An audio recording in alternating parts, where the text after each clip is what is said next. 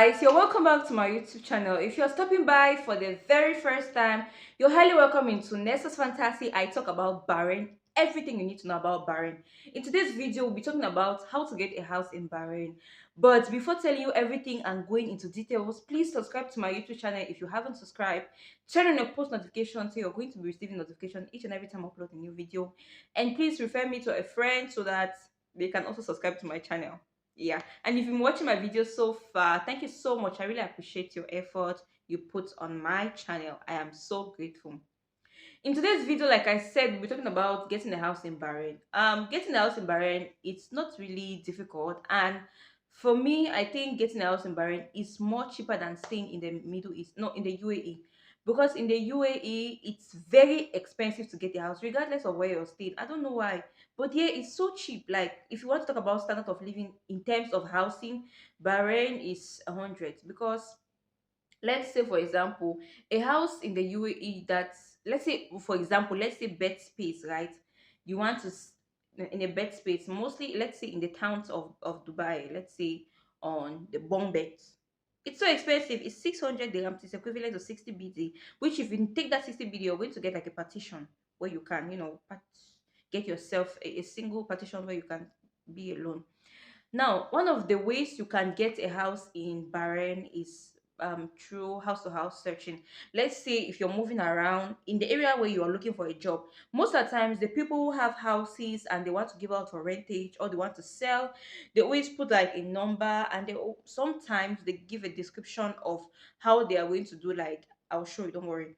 So they're like they'll put a number and it will be like house for rentage or room sharing or flat for share. They always give what they want, and then sometimes it'll be like only gents, like they want only guys, sometimes only ladies, sometimes only Africans, sometimes only Asians. They always write it. So and then when in concerning house, we have houses that are furnished and houses that are not furnished. I think it happens the same in Africa, like in Cameroon, for example. I see a lot of people posting furnished house for sale and non-furnished house for sale. So it's the same way when it comes to Bahrain. So in Bahrain also they sell houses, or they give out houses for rent when they are furnished, and they also give out houses for rent when they are not furnished.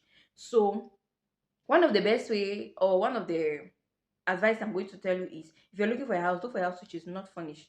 A house which is not furnished is cheap, but and apart from it being cheap, you're going to furnish it to your taste, like the way you want it to be.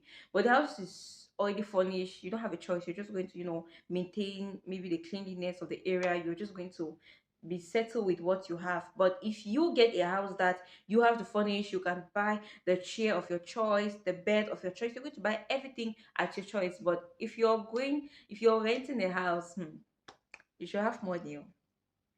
Because in as much as I'm saying that houses in Dubai are a bit costly, Bahrain is also costly, especially when people have low income, like their salary are not high. So normally the their salary are not high. Normally you're going to get a cheaper house, and you're going to get an expensive house, and it might be inconvenient for you if you don't have your salary on time to pay and stuff like this. So if you have to rent the house, make sure you're earning good money.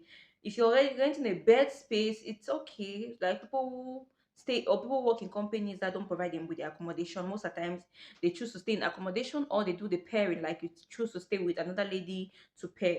It's so expensive, guys. We're not saying that it's cheap, it's expensive, you understand? It's expensive. And then now let's talk about another way to get a house by using by using the expatriate app. We have the expatriate app. Like I said before, when looking for a job, the expatriate app, we use it to search jobs. We also use that app is like the main app in Bahrain. Like if you're looking for anything, if you want anything in this country, take that app and you search. If you want to look for used cars, like you need to get a second-handed car, you can go to expatriate app. If you want to look for a job, part-time, full-time, you know if you want to buy used products, you can always get on the expatriate app. So now if you're looking for a house, you download the expatriate app, and then you search like you type in the location you're looking for, or they will show you, if you type the amount, the preferred amount that you have to pay, like the money you have you budgeted for it, you see. So it has that, and then it also have, yeah, it has the amount and it has the location. and then it has the type of houses. So if you're looking for a big house, if you're a family man, maybe you have kids, you have a wife, and you need a big apartment, it also, you can check through the expatriate app. So one lady in the comments sent me a message and she was like, can you show me or can you tell me about the ways I can look for a house? I cannot actually move from place to place to show you, because why? I'm caught up with time, and I'm not off today, but I had to make a video to educate you about it. So I could tell you, and you can use what I'm giving you as a directive to look for a house for yourself. So yes, the first way is putting the posters and their numbers, and also in expatriate most of the times their numbers are there. If their numbers are not there, the agents, like the people who serve as the owners of the house, are there to reply to your messages and also to show you a direction. Like they will call you, you go to their house, and they'll be showing you, this is this. If you're comfortable with it, fine, you're going to take it. If you're not comfortable, nobody is going to force you, you must take this house. Obviously nobody can force you, because it's coming out from your pocket, it's your money, right? So these are the various ways you can use in getting a house. So these are just the actually the two methods I know, which is checking on the posters, and another way is checking on Facebook. Yeah, I also forgot. Checking on Facebook is another way, because on Facebook, just like I said, the expatriate app, there's an expatriate what can I say, an expatriate link or an expatriate page on Facebook where you can type, especially let's say you want to look for a house in, let's say for example, Markia. You go on the expatriate page on Facebook, and then you type houses in Malkia or house for rent in Malkia.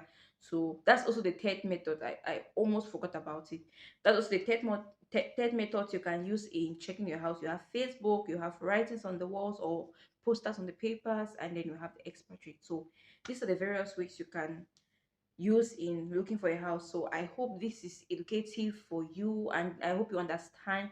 But if you don't understand anything, you can still write a comment down in the comment section, and I'll get to you ASAP. As fast as I can, I'll get back to you and I'll reply your message. So guys, this is the end part of my video. This is the part you say bye bye to Nexus Fantasy, and I'll be seeing you guys again in my next video. I hope this was interesting and educative.